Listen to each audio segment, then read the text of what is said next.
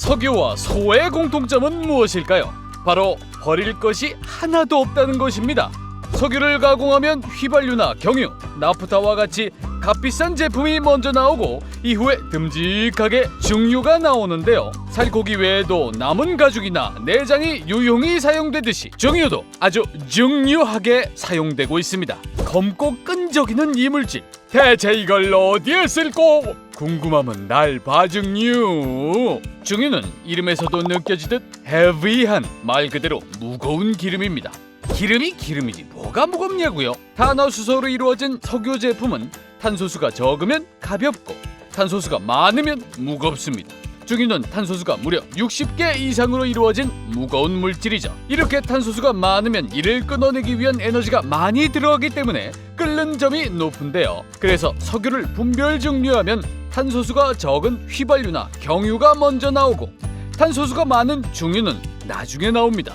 무려 350도를 넘어야만 드디어 중유를 볼 수 있습니다. 중유는 무거운 기름답게 외모도 검고 찐득찐득하게 생겼습니다. 사막에서 막 퍼올린 원유가 검고 찐득이는 것도 중유가 많이 들어있기 때문이죠. 실제 원유를 맨 처음 가공했을 때 가장 많이 나오는 것도 중유입니다. 중유는 이렇게 대량 생산이 가능하기 때문에 가격도 경제적입니다. 게다가 중유는 탄소가 많은 만큼 열량도 높습니다. 즉 중유는 다른 연료에 비해 적은 양으로도 불이 활활 잘 타오르죠. 석탄과 비교하면 석탄의 발열량이 5,000에서 7,000kcal/kg인데 비해 중유의 발열량은 10,000에서 11,000kcal/kg으로 약 2배 높습니다.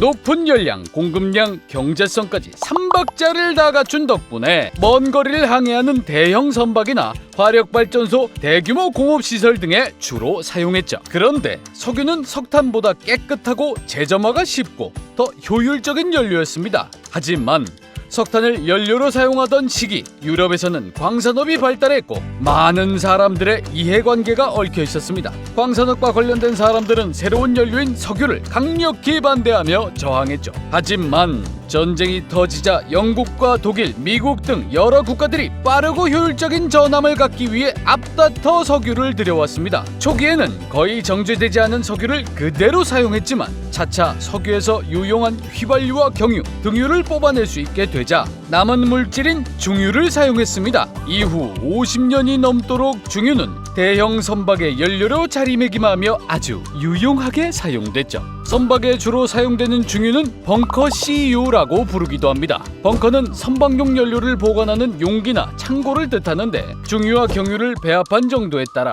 크게 벙커 AU, 벙커 BU, 벙커 CU로 구분하죠. 이 중에서 중유 100%가 벙커 CU, 경유를 30에서 40% 섞은 것은 벙커 BU, 경유를 60에서 70% 섞은 것은 벙커 AU입니다. 경유가 왜 거기서 나와? 중유로만 이루어진 연료는 사용하기가 쉽지 않기 때문입니다. 중유는 점도가 높고 상온에서도 잘 굳어 연소 자체가 쉽지 않습니다. 중유를 쓸 때는 예열을 하고 또 분무기로 물 뿌리듯 분사시켜 공기와 잘 섞은 뒤 연소시키죠. 그래서 커다란 엔진을 가진 대형 선박에서는 벙커 CU를 사용할 수 있지만 예열이 어려운 중소형 선박에서는 경유를 섞어 쉽게 타오르는 벙커 AU나 BU를 사용했던 것입니다. 이렇게 효율적으로도 사용됐던 중유도 중요하게 따져야 할 것이 있습니다. 원유에서 막 나온 중유는 특별한 정제 과정을 거치지 않아 황이나 질소 같은 불순물이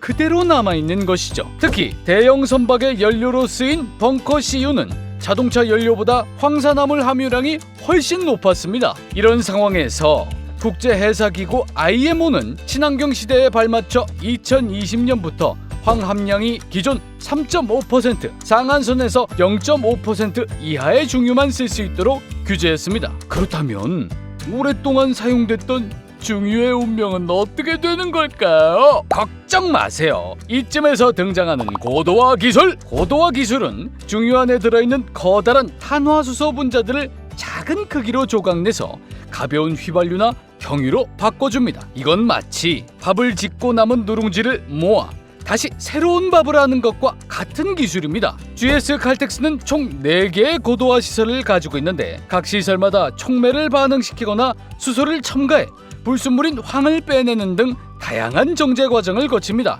덕분에 중유 속 황화합물은 줄이고 고부가가치 상품인 LPG, 휘발유, 등유, 경유, 저유황 선박유 등으로 재생산할 수 있는 거죠. 높은 열량으로 망망대해를 항해하며 자신을 불태우던 듬직한 중유, 이제는 새로운 시대에 맞게 제2의 원유로 고부가가치 물질을 만드는 재료로서 새로운 가치를 뽐내고 있습니다. 중유의 새로운 분야에서의 항해를 앞으로도 기대해봅니다. 이번 편도 재미있게 보셨다면 좋아요와 구독 눌러주세요. 압류의 에너지 GS 칼텍스입니다.